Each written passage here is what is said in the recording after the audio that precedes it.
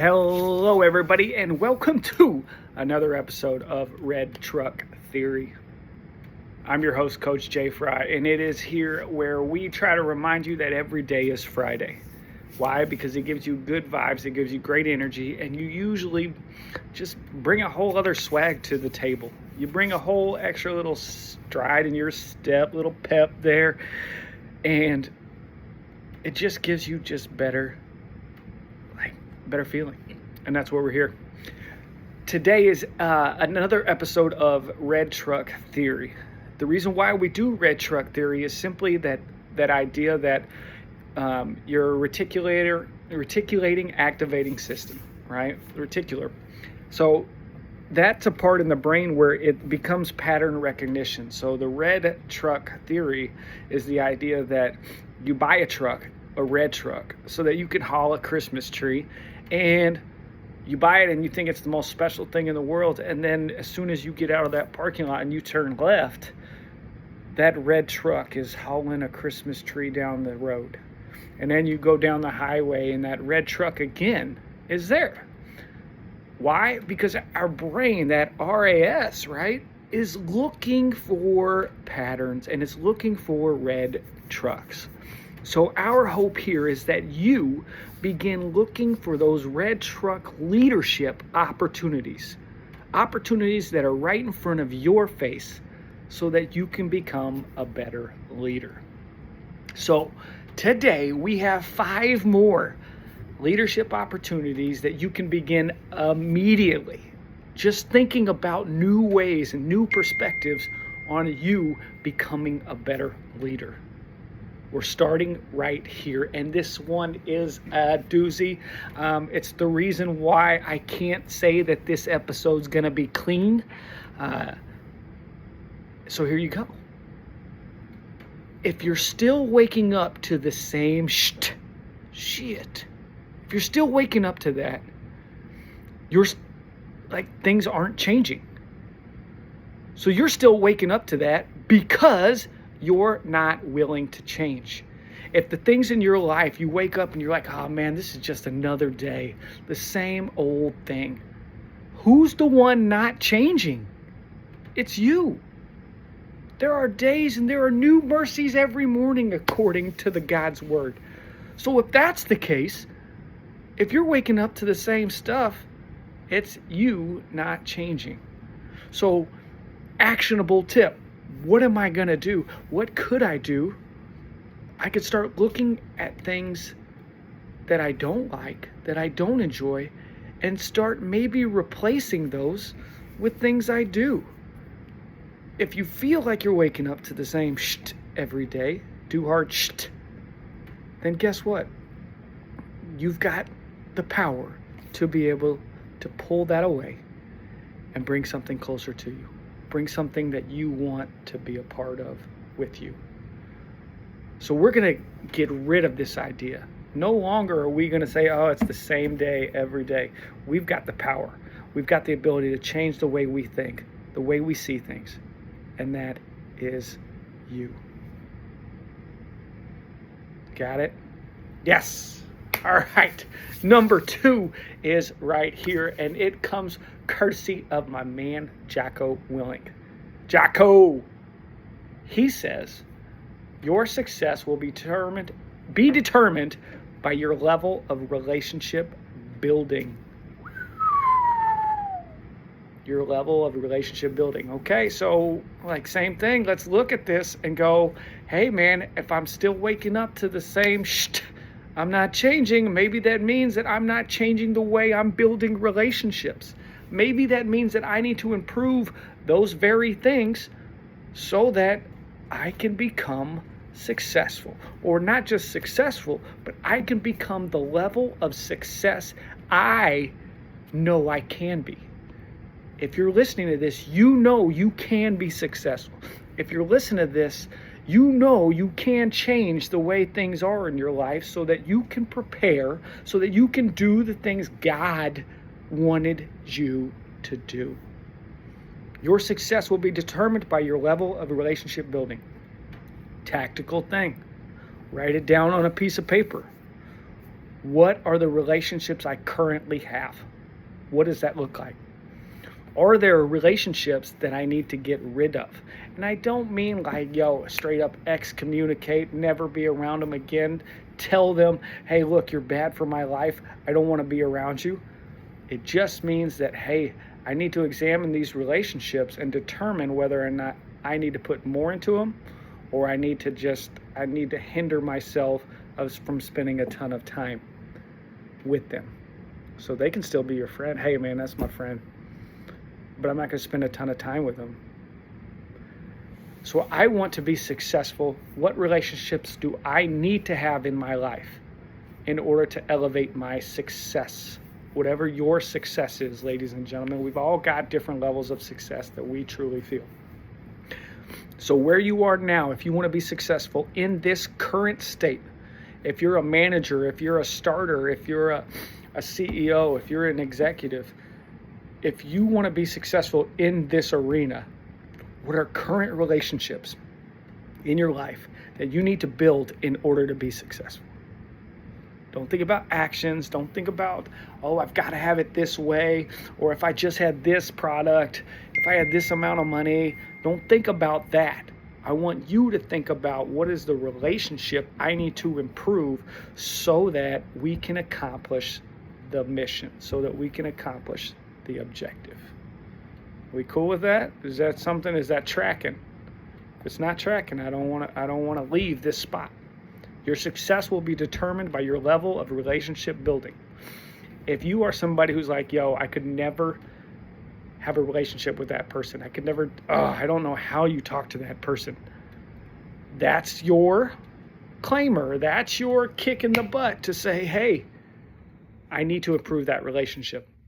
I need to improve my relationship building because I know that if that person hinders me, I can't move forward. I can't move up.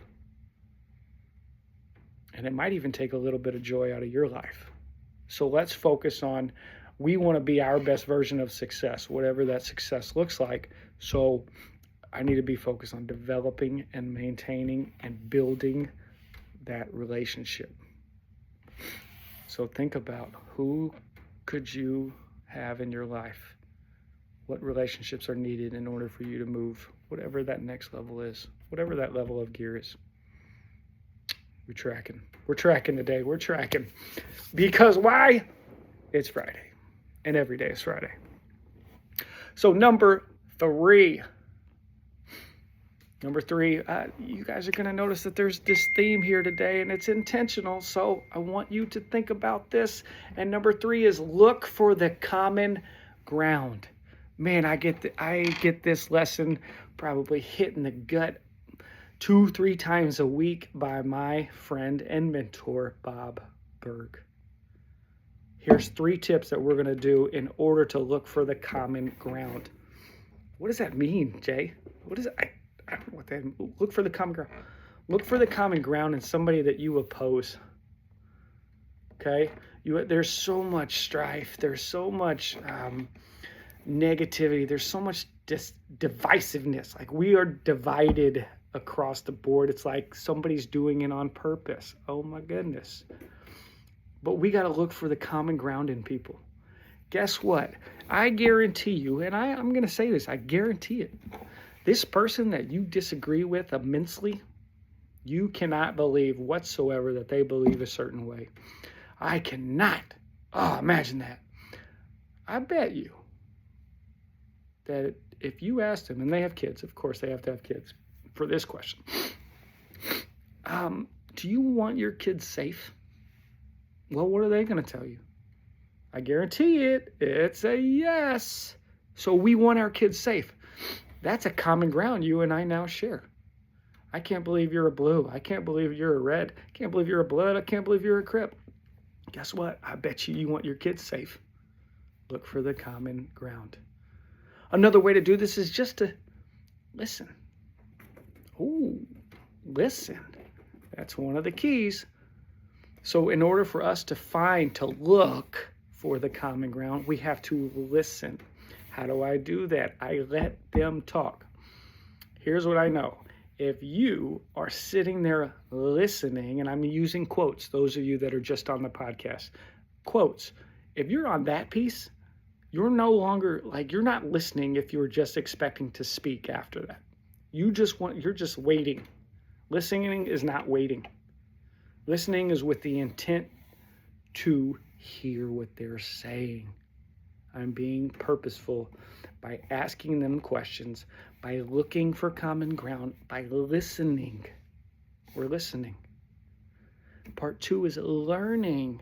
Let me tell you about relationship building. Relationship building isn't just, hey, I'm talking, but I am learning about this person. I want to learn.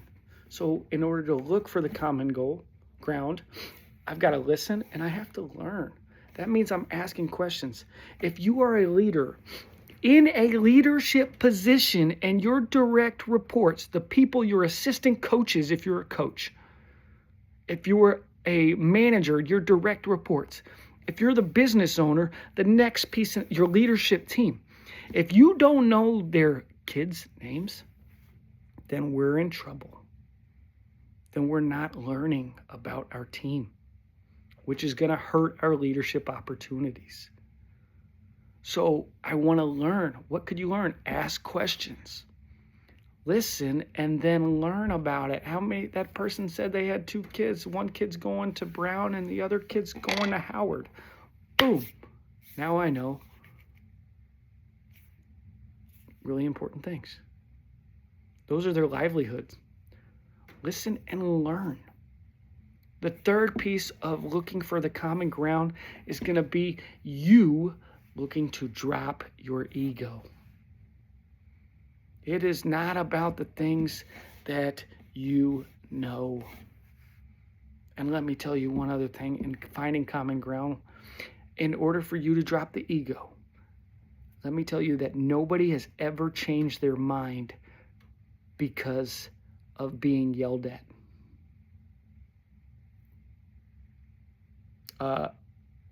What did you say, Jay? What'd you say? Nobody has changed their mind by being yelled at. So let's think about that. If you're yelling at somebody, it is your ego. Drop it. There is no need for you to yell at this person. It's a power trip. It now means that I am making it look like I am over you. We don't need yelling at people. In order for us to find the common ground, we need to listen. We need to learn. And we need to drop that ego. Okay? So that's what's going to help us as leaders. We're in charge of a team. If we can do this, you can be quiet. You can shut your yapper. You can learn and let your team tell you some very important pieces of their perspective and provide that feedback. With you, with the ego down, we've got a chance to do something special. There you go. Number 3, look for the common ground. Listen, learn, drop the ego. LLD. Got it? Everybody say yes. Yes, coach. Got it.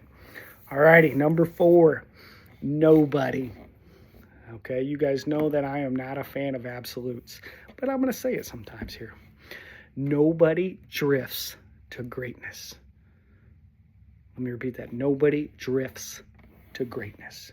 So that means you're not going to just casually be a casual observer. You're not going to be a casual athlete and participate just a little bit and then drift up to greatness. That's not how it works. A lot of us think that we can just go through the motions, that we can just, hey, if I just show up to work, I should automatically get that manager position. I should automatically get this great position if I just show up. That's not how it works. Nobody drifts to greatness. It's going to require something for you. You're going to have to do a ridiculous amount of work in order to achieve that big ass goal that you've got. In order to achieve your big ass goal, you can't drift to greatness. It requires something, and are you willing to pay it? Nobody drifts to greatness. Our last one, number 5. Number 5 is 9-second baseman. I saw this earlier this week, and then I had a great conversation about it. What if you said, man, I just wish I had more second basemen like you? What if I had more if I just had more salespeople like you? You're the best thing ever. You're the best thing since sliced bread. I want my whole team to be just like you. Well, how good would a second baseman be as a catcher? How good would a second baseman be as a pitcher? If you played the outfield like you play second base, would you be really good at it? If you played first base like you play second base, would you be really good at it? The answer is no, guys. So what this means is I can't have 9 second basemen on my team. I've got to have my pitcher. I've got to have all these different roles, and I need my team to excel and be great and live and love that position so that we as a team can achieve great things. No coach will ever say, hey, I need 9 second basemen. I need 9 Tom Bradys.